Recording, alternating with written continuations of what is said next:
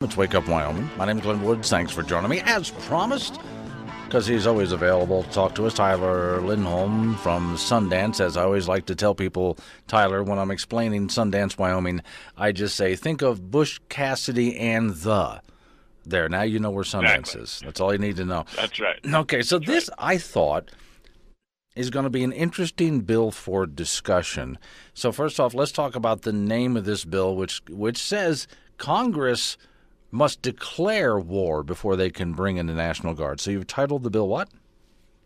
Defend the Guard Act. That's okay. Correct. And we're not the only state, if I'm correct. Aren't you working? You're working with several other people in the same position you're in other states.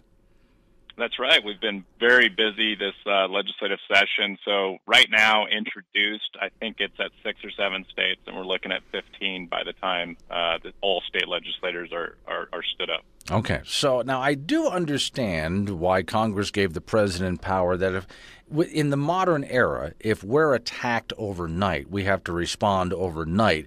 It's not like 100 years ago where we had time to put a military together, and it might be a couple of years before we hit back. I mean, this can happen overnight, but so that's not a case where they would call up the Guard. That's the regular military, right? Yeah, that's right. That's right. And also, it's covered under the War Powers Act in that regard. The executive would have 90 days to be able to send troops anywhere in the world he needed for any kind of emergency. It's just after 90 days, Congress would actually need to vote whether or not they want to continue deploying troops to that area. See, while I do want Congress to make that decision, you can understand I always worry about Congress, first off, doing it in a timely manner and not being partisan. That always drives me crazy. But we have to trust them anyway, even though I don't trust them. So, okay, well, I mean, why would I? But, okay, this is part of, and let's explain it, because I think you explained it really well last time you were on the program. We've been at war now for how long? So we're in our 19th year in Afghanistan, Wow. 18 years in Iraq, several years in Syria, Yemen, Libya, most of Northern Africa. The list goes on. Okay. And I think one of your concerns is, don't you have a kid that's about that age? Right. So one of my oldest child is 14 years of age, and if she follows the same path that her mother and father followed, and that my family followed, she's most likely going to be enlisting in the military, and that's a volunteer basis. And I'm 100% supportive of that. I suggest that she does do it. It did a world of good for me. If there was many listeners from down in Sundance, they would agree that it did a world of good for Tylor to go to the military when he first graduated. But that is a definite concern, and I think that's something that isn't on a lot of veterans' minds, is that this multi-generational war, where there is no accountability, Congress is asleep at the wheel, and that's all we're asking for is accountability out of Congress before they send our troops off to war. I think you do bring up a good case, though, that we also need our National Guard at home, because they're not just used to support our military abroad. We need them here. That's right. And that's our National Guard is far and above beyond the best in the United States. Now, granted, I'm exceedingly biased in that regard, but I'm proud to be biased. I've got friends in the National Guard. I've got family in the National Guard. It's a great organization. I personally served in the U.S. Navy, but our National Guard is amazing. I've seen those guys out on fires. I've seen them on floods, and they've been called by our executive to go to war. That's where I take umbrage, and it's not anything against our executive. Our President Obama called them out, President Bush called them out, and now President Trump is utilizing them. All I want in this regard is if Congress truly believes that our National Guard still need to be used, then they need to take responsibility and live up to the constitutional edict that is in place, and that's Article 1, Section 8, Clause 15 and 16 lay out very specifically how war is to be waged by the United States. Is this part of what you've been working on, and just in general bringing the troops home? Yeah, absolutely. This is a big part of that situation. I've had a lot of people ask me, well, how does the state representative get involved in foreign policy, and why would you get involved in foreign policy? And the biggest reason is the state representative gets involved a lot because of the failure of the federal government. That is our role as a state. Is a lot of times the federal government fails to react or fails to get something done. And so as a state representative, I think it's my duty to defend our Guard in this situation. Okay, so let's talk about the other states that you're involved with, because I know you've been sneaking across the border over the mountains to our west, for example, to bring on others and recruit them. So who's with us? So we've got Idaho right now. We've got Utah is currently looking at it. There's a great representative down there by the name of Mark Roberts that's looking at it. We've also got South Carolina's on board. We've got Georgia's about to release. Hawaii's already released. We're talking with a rep over in Maine. And I know I'm missing several states right now. Michigan has already released.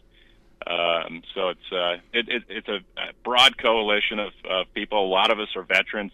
The group Bring Our Troops Home that I helped found, that is a veteran-founded organization. Okay, now, to get this done, it is a budget session. You got to get 2/3 to get it out there.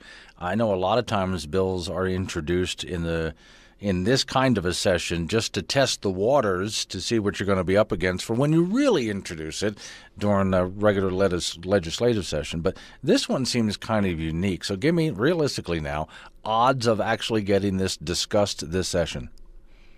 Realistically, it's going to be really tough. Yeah. To meet that barrier of a 2/3 vote. I've got to convince 40 of my colleagues 39 of my colleagues to vote with me in order to even have it introduced and sent to a committee. So that's a definite tall barrier. And over the years, I've been fortunate, and I've had the opportunity to pass a lot of legislation, such as the Wyoming Food Freedom Act, a lot of the blockchain legislation that we've looked at, and I've been successful.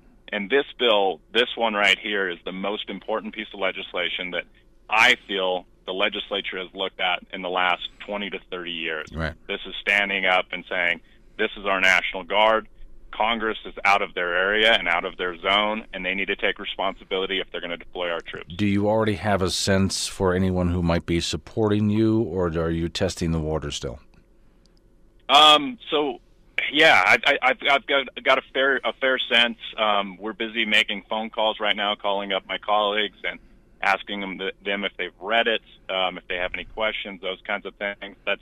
I'm pretty good at figuring out where folks are at. And in fact, if you see me during the legislative session on the House floor, a lot of times I'm moving around and talking to folks because I like to figure out where the body's at and how they feel on certain pieces of legislation. Right. We do have a big supporter coming in on Friday the 14th, Valentine's Day, that'll be here to endorse the legislation.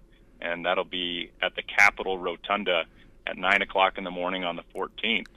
Senator Rand Paul's going to be coming in to talk about this legislation. Okay, here's the deal. I will be at the Capitol broadcasting on Thursday and Friday, 13th and 14th. What are the odds of setting that up?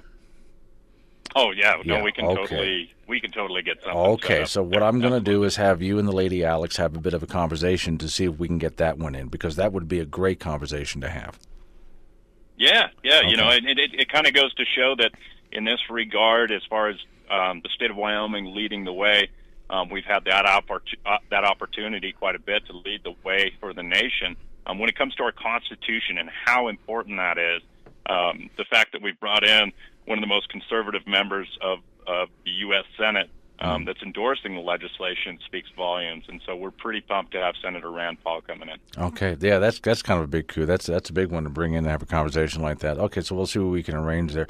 All right, Tyler, I'm going to be watching this with interest. This is a great conversation to start, and I want to find out all. I know they can't talk about it. I would love to find out who in the National Guard would be supporting this and would push their representatives to vote for something like this. But I know if they're currently serving, they got to keep their mouths shut. They can vote, but they can't talk about it, can they? No, and that's a fact. They have to be silent on that. And as a veteran myself, a former member of the military, you know, you're there to do your job, and if you're called, then you go.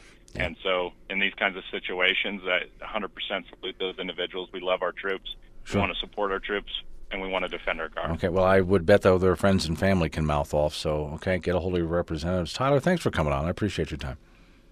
Yeah, thank you.